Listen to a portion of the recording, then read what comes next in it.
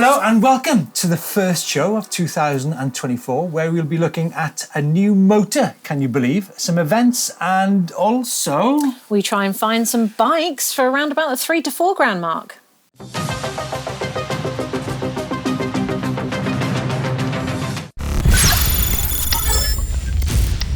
Anna Cipullo! Yes. Anna Cipullo. So, new e-bike coming soon? There is. What have you got? I've gone for the white e-light. Interesting. What was your thinking behind that?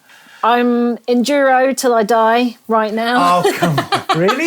That's all I do in the forest. Enduro till I die? That's all I do in the forest. I'm an enduro girl. I'm all about the descending. Yeah. So I wanted a midweight that was just going to give me a little push up the hills, just take it chill, but also that was going to be lighter for the descents as well. I didn't want a full power for that reason. Now, have you actually spent any significant amount of time on e-bikes? Not really. I had a Cannondale Montera for a while when I was sponsored by Cannondale, but I didn't spend a lot of time on it, I'll be honest. I did do a press release over on the second generation Specialized Levo. You did? Now, Yeah, Anna in went Croatia. to Croatia in 2018. Oh, bagged So that. you've kind of got previous, really, haven't you? I do. I mean, think about it. That was actually a game-changing bike. That It was. You know, 700 watt-hour battery. It was around about 20 kilos. And I still think it's kind of ahead of a lot of others that are on the market It still. is. It is. But look, you've got a new, exciting new bike coming, the white e-light. I'm interested to see how you get on with that. I can't wait. Also looking forward to shooting some videos. Yes. The first of one being, does weight matter?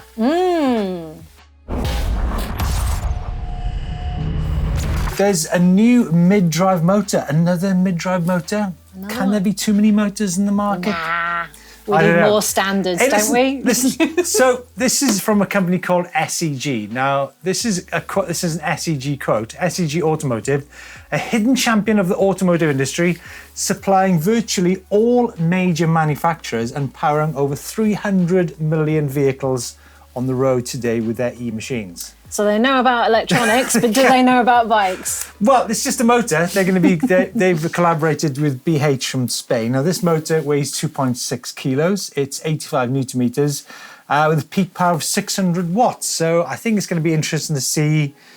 Well, you know, the kind of the sound and the power characteristics of this motor from a brand we're very familiar with, BH down in Spain. The brand says that all performance numbers can be tailored to the customer's individual needs, as can the housing design and the software. So this will mean probably a lot of brands could opt to have their own custom fittings, although there does seem to be an increasing demand for, what's the word, when you get all the same fittings? There's a word for it. Standardization. Standardization. What's your thoughts on standardization? I think it would be good for anyone who wants to upgrade their bike in the future, rather than having to buy a whole new bike when they want a new motor. The way I look at it is that most of these motors, you take a Shimano or a Bosch, they're good for probably around about 2,000 charge cycles on the battery. By that point, you will have replaced the tyres many times, the wheels many times, the drivetrain. There's not going to be much left of your bike, so you might as well get a fresh one. I know, but what if you chose the wrong torque and you wanted a bigger torque motor and you want to upgrade your current frame without buying a whole new frame? Part exchange? That's got to be a good... that's not Part bad, exchange. idea. Part exchange. Folks, let us know your thoughts on SEG. Next up, Anna, lots of events coming up in 2024. Now, we mentioned in last week's show, there's an event in Munich, end of April. It's called e-bike days. So in the e-bike world, in the mountain bike world, you have these like test events, but they're called Testivals. Right. That sounds a little too close to something else, doesn't it? Anyway, you go to a testival, you go to these events, and there's basically all the manufacturers are there. Yeah. If you want to go and buy, if you're thinking of buying a new e-bike, Oh, that's brilliant. it's great. And there's so many of them. There's Garda, there's Verbia e-bike festival, there's one in Brixton called Okay, it's called Brixton Festival. Anyway, all these places in Germany and France and Italy and Spain, there's also, places in Spain, you can just go and ride on bikes. On a proper track as well, not just like a road course. Does that happen in the mountain bike world? I know you get YT and Canyon come to the forest. They come to the forest occasionally, and some northern companies do in trail centres. But it's always in trail centres, but that's good. It's good to test a bike out in the real world, not just around a car park of a bike shop. It's you have to do it, I think, especially by nowadays where you got, mid-power bikes and full-power bikes. It's a great thing to do. So, talking about events, 2nd to 5th of May is Riverdale Garda. It's a great place to go to. Have you been to Garda? I have not. Oh, I've been to Lake Garda, yes, but I've not been to the event. Garda Bike Festival is great. Leah's been there, loves it. Weather's great. Trails are quite difficult, although there are some earthy ones around the place. But yeah, 2nd to the 5th of May, folks. And then, Anna, what about your thoughts about doing a World Cup e-bike race? What, are we talking EDRE or are we talking cross-country? No, we're talking full-blown e-bike racing. I'd love to do an EDRE. I think you like it. I would like it. So here you go, right? 10th to 12th of May is the opener in Finale. It's a place you spend a lot of time, you know the trails. Folks, you can if you need to get yourselves there, if you're not ridden Finale. You did your EDRE there, didn't you? You kind of put me off, to be honest. It looked a bit savage. Genuinely, I think it's one of the hardest things I've done on 2 wheels. Right, okay, yeah. And in Fort William, I was there, and basically riders that I knew saying that EDRE has got next level difficult now. But folks, there's a whole new program of EDRE events in 2024, so take a look at them. I'm interested in the one in Poland. So that's the news, folks. So don't forget to follow Anna's journey on her new E-Lite Works edition bike on the channel very soon. Anyhow, moving on to cool places. Anna, this is from Ray in, the Lily Lock in, how would you pronounce that? Calderkrug. I think that's one of my favourite colour e-mountain bikes. That is nice. Canyon Spectral. Nanny's Rock Kinver Edge. Kinver is up near where the Don lives. I'm surprised. Oh, is it? I'm surprised he's not got onto that one. Snowy Mountains in Australia. Why is there Snowy Mountains, Snowy River? Where is that? Okay, you're gonna give it a crack on the name of the mountain. Mount Kosh. Is that right?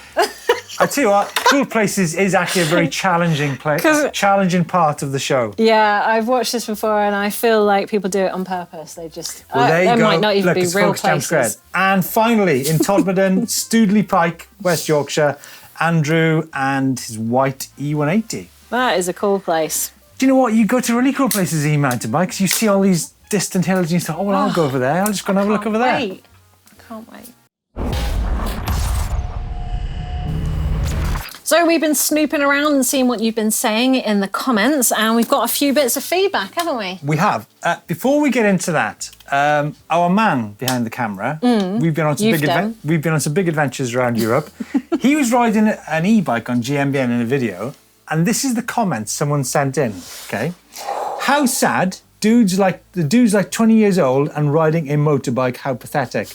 The first part of my answer to that is Ken Roxon rides a motorbike. I know. Is he pathetic? Definitely not. I've seen that guy shred me. If you want to go down the motorcycle route, Leo is exceptionally fit. Yeah. He's having a great time. Dude's like 20. Dude's like 20.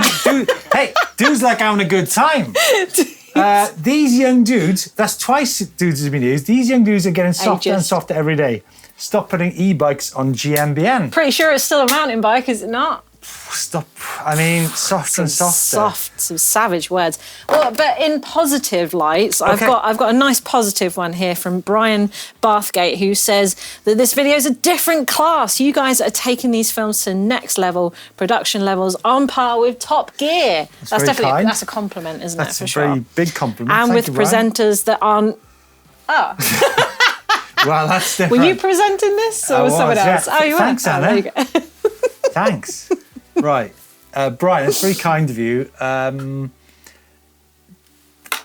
Long pause. They're great videos to do. They can be...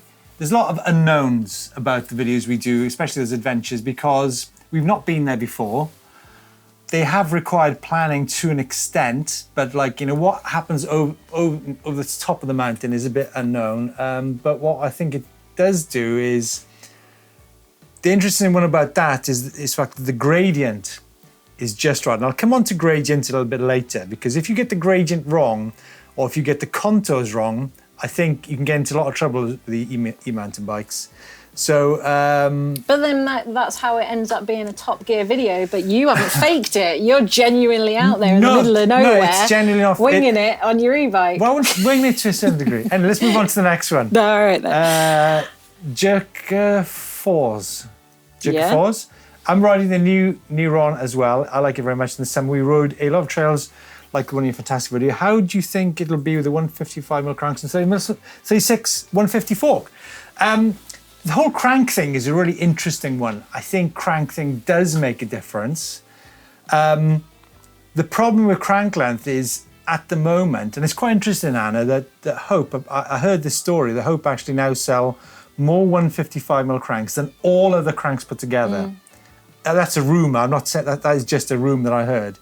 I think there's a lot of misinformation about the fact that having shorter cranks stops you grinding out the pedals and stuff. That crank length is just one part of the story. Suspension design, shock tune, bomb bracket height, change to length, seat tube angles. If your seat tube angle is too slack, you're going to be over the back of the bike. There's loads of things, right? I think the great thing about, to answer your question, is I think you should maybe look into change your cranks only when you need kind of stronger cranks, or you've broken your cranks, or if you need them for a fitting point of view, maybe you want to bring your feet in together and, I don't know, maybe feel like you're up in your cadence a little bit. But yeah, for a fit point of view, they make a lot of sense. And I think as far as your Fox 36, I assume it's Fox 36 150mm fork. Yeah, I think it'll be a perfect accompaniment to that bike. Mad Mick 6805, great video. We would like to have known what was left in the battery tank on all three bikes. Like zero, like absolutely zero, nothing. There's nothing left in the tank, hence we hit the bar. And then Ann Garner, brilliant video. What Canyon was AD on for the trip? No, AD was on a Canyon Spectral CF8, actually. That's quite interesting, Anna, is we did a video recently which was, are you getting more for your bike now, pound for pound, than you were 5 years ago? I'm interested to know what your perspective on on mountain bikes is, because the first Spectral came out in 2018. It was £3,800. It was an aluminium frame. I mean, the componentry was good on it, but nowadays you get, for a CF8 for £4,500, you get it's full carbon frame, you get Fox 36. There's some really good quality parts. And so the spec levels like moved up. Like CF8 might not even be a CF8 anymore. It's a lot higher than what it was. So is it like for like? So I think you're getting so much more pound for pound today than you were even 5 years ago. So is that the same in the mountain bike world? I think so. Yeah. Especially with SRAM T-Type Eagle axis drivetrain. Moving everything up, then everything else has sort of been brought up as well. And so I don't think the specs are the same anymore. It's hard to compare like for like from 5 years ago. And the interesting thing about 80's bike is the fact that, I think the suspension design has improved, because Canyon have obviously developed. It's like a fine tune of a fine tune. So, there's an advancement in that respect as well. And then one final question from Scotland, my home. Looks epic. Where is this? Do you have a route? Yeah, the route is to the southwest of Turin. What video was this? This is a video on 10,000 Foot Dead. It's west of Cuneo. It's north of Nice. It's a fantastic part of the world. I'll tell you what I'll do. I'll try to leave a description down below. But like I said, it's west of Cuneo in the Alpi Maritime in a village called Marmora. So if you go to Marmora, look for accommodation there. There's maps, there's everything to help you explore that area. And you'll only do it with a map because there is absolutely no way marking at all. There's hardly any mountain bikers there, but the food and the views and everything is absolutely off the charts.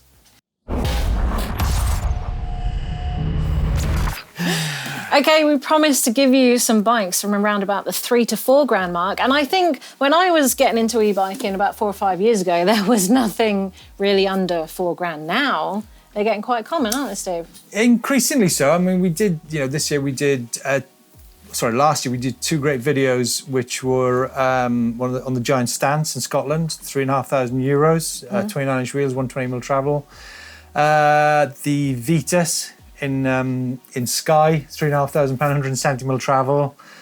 Yeah, and now you've got like the eMTB coming down under £3,000, like exactly 2,650. That's it's crazy. It's crazy. It's but it's like that bike is it's a similar one to the one we rode last year. It's just a different spec on it. It is proper good performance. Yeah, it really is. Like the guys at Vitus, they know how to do a good suspension design for an e-bike. They know how to make it lively. I met him in the tent at Sea Otter this year. You met them in the tent in Sea Otter? Yeah, and they showed me the prototype eMTB. Of course. And they were smashing the heck out of that bike. It had dents in it, chips in it, and it was, it looked like a proper good bike. Do you know on GMBN Tech, do people ask you how much money they should spend on bikes? They usually ask us what they should get. Yeah. They want to know what they should get. They don't even know where to start because of the broad range between cross-country and enduro. There's a massive umbrella. Yeah, you don't tell them to get hardtails, do you? They usually want a hardtail, the bike that they want and the bike that they need. I'm kidding. Yeah, but I wouldn't get a hardtail on the e-bike. The thing with e-bikes is you're covering ground faster. So you basically get beaten more faster. But I think these bikes here, I can add some more. Canyon Neuron 6, £3,649. Shimano EP6 on there. Yeah, and then Cube Stereo Hybrid, again 27.5. Yeah, for sub £3,000, that's pretty good, isn't it? I think it's the kind of money you need to be spending if you're new to mountain biking, new to e-mountain biking. You get all those bikes I just mentioned there, you're getting a good range of sizing, you're getting good backup off these brands, and they're all pretty much sub 25 kilograms as well, which is, Do you know what? I'd be interested. That's come down a lot. I'm going to be really interested to see where your weight video goes. Yeah. It's funny because me and Anna were sat in a cafe about a month ago, and there was 2 ladies there discussing. Yeah, they wanted an e-bike. Didn't know where to start. And they thought, aren't they going to be too heavy? But lots to shout about. Folks, if you've got any more £3,000 to £4,000 e-bikes you think we should add to this list, please do so. I think it's something which we can continue talking about throughout the year. Okay, it's Bike Vault, but it's the first one of the year, so someone might just get the first Super Nice of the year. What we got, Steve? Well, the author of this is Underwater, Mondraker Level RR. Nice. Lake District. Oh, you just said it, you've gone nice. You've gone nice. Oh, sorry. Yeah. First one's a nice. Second one is a Norco from Brendan. Norco Bigfoot VLT in, go on then. It is pronunciation, big, isn't it? Please. Kananaskis? Kananaskis. I don't know. It's near Calgary. It's near Calgary. I mean, look at, the background there. I didn't know Norco did this bike.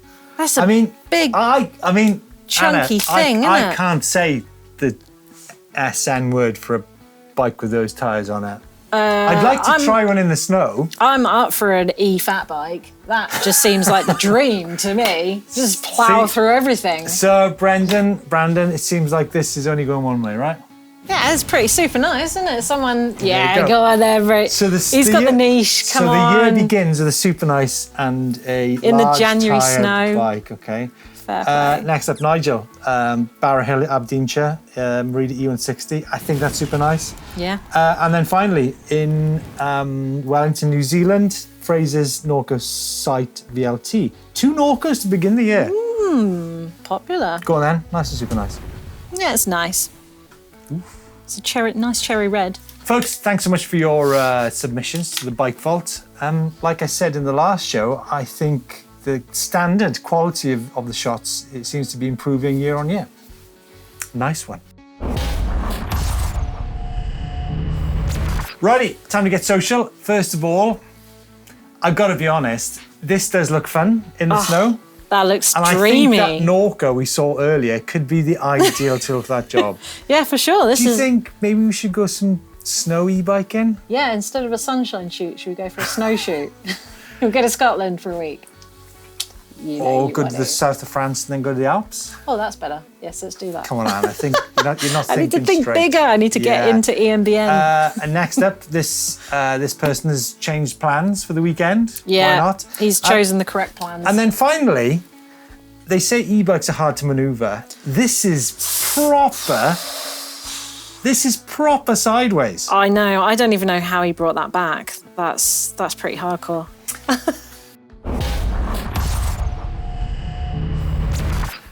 Some fantastic bits of social there. Coming up on the channel this week, I take a look at the bike we discussed earlier, actually, the 2018 Canyon Spectral On, where I compare it to my current Canyon Spectral On CFR. It's a lot more money, but we kind of look into the frame design and the componentry to see just how far e-bikes have come in 5 years. Folks, thanks so much for watching. Anna, great to see you on the channel to begin the year. Thanks for having me. Looking forward to seeing your, what's the word? Videos? The development My of journey. your journey on the e-mountain bikes. Yes, I'm looking forward to that first journey on that e-bike, actually. Can't wait. You can tell.